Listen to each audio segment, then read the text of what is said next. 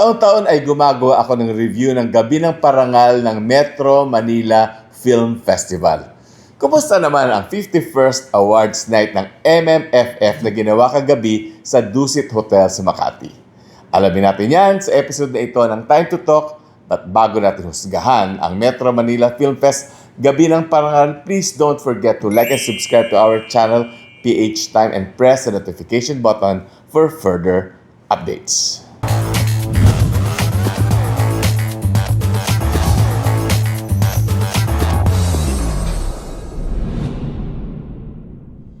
Di tulad ng dati, konti na lang ang sumusubaybay sa mga film awards. Ang dami na kasing award-giving bodies. Kaya laking pasasalamat namin na naitanghal ang 51st Metro Manila Film Festival Gabi ng Parangal ng maayos. Paano ba natin i-describe ang awards night na ito? Standard, malinis, mabilis, walang sabit. Para nagkaliyutuhan lang sa introduction ng judges. Pero carry na yon, very minor. Nag-open ang awards night with a song number by Sofronio Vasquez, winner ng The Voice. Siyempre, panalo yun. And I'm just so happy na binigyan ng production number ang cast members ng I'm Perfect na may mga Down syndrome. At ang gagaling nilang mag-perform. That was a good idea. Seamless din ang pagkalatag ng awards presentation. Nagkaroon lang ng konting confusion nung nakalimutan ng Best Child Performer winner na si Lucas Andalio ng Call Me Mother ang kanyang tropeyo. But even that came out cute. Ang kais-isa lamang naming hindi nagustuhan sa buong production ay ang tribute kay Binibining Nora Aunor. Ano ba yun? Saan ba nila kinuha ang material? Wikipedia, sa Google, sa mga nagti-TikTok? Umpisa pa lang ng VTR, sabit na. Di nagtitinda daw ng tubig sa istasyon ng tren. Tapos, naging partner ni Tirso Cruz III. So, tell us something that we do not know yet. Ang totoo, kahit nag-focus na lang kung sino man ang gumawa ng VTR na yon sa mga achievements ni Nora sa Metro Film Fest, ay nako, buong gabi na yon, kompleto na. Kasi si Nora naman ang reyna ng Film Fest, naka 8 Best Actress Awards. Ano ba yung hinighlight na lang sana ang kanya mga award-winning performances sa MMFF? Ang gandang material na sana nun. Tapos sinabi pa na nanalo sa Cannes Film Festival si Nora. Wrong info yon. Ewan ko lang ha, baka nagtatumbling ngayon ang superstar at National Artist for Film and Broadcast Arts sa kanyang himlayan sa libingan ng mga bayani. Sorry, Ate Guy.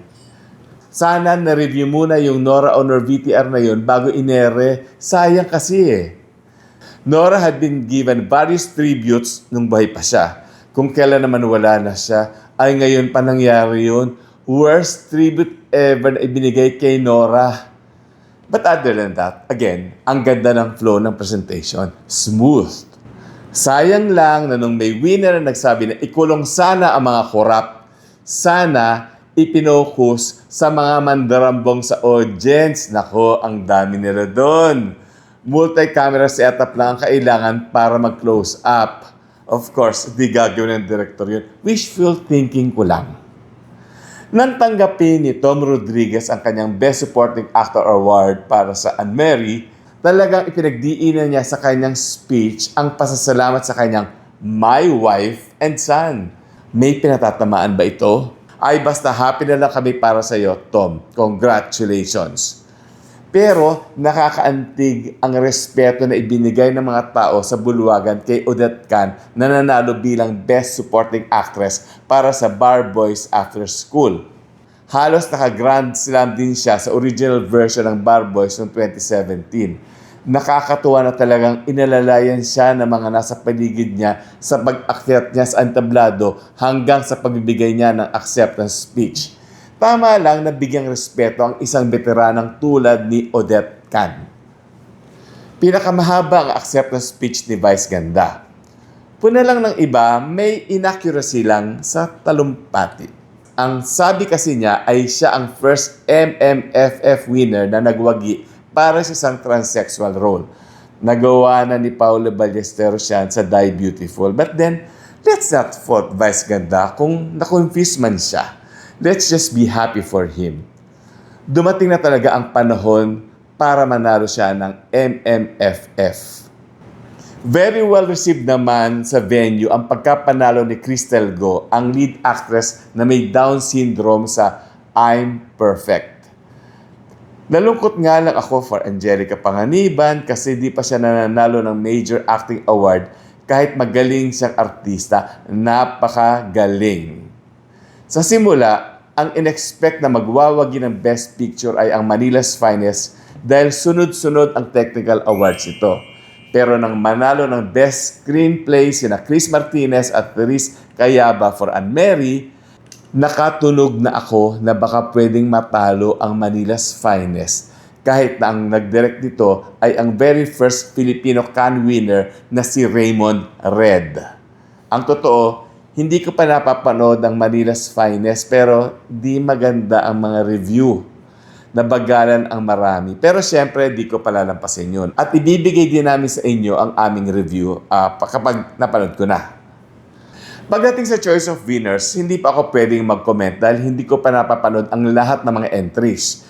Pero sure ako na walang dayaan at walang bayaran. More than a decade ako nag-judge sa Film Fest at alam ko na walang dayaan dyan at walang lakaran. Kilala ko din ang karamihan sa mga hurado. May mga integridad. Kung ang I'm Perfect ang nagwaging Best Picture, tanggap ko yun. I'm sure yun talaga ang nasa puso ng mga hurado bilang pinakamahusay na pelikula. Ito lang ang pwedeng mangyaring senaryo.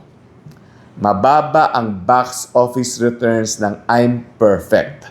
Ang totoo, mababa naman talaga ang kita ng mga entries except for Call Me Mother at ang Shake, Rattle, and Roll. Usually ay tumataas ang box office gross ng mga nagwawagi sa gabi ng parangal. Kaya nga nilipat ito sa December 27 noong 1979 mula sa original date ng awards night na January 3. Ito ay para kumita naman ang mga tunay na quality films na lumahok sa MMFF. Ngayon, tataas ba ang kita ng I'm Perfect dahil sa Best Picture Award nito?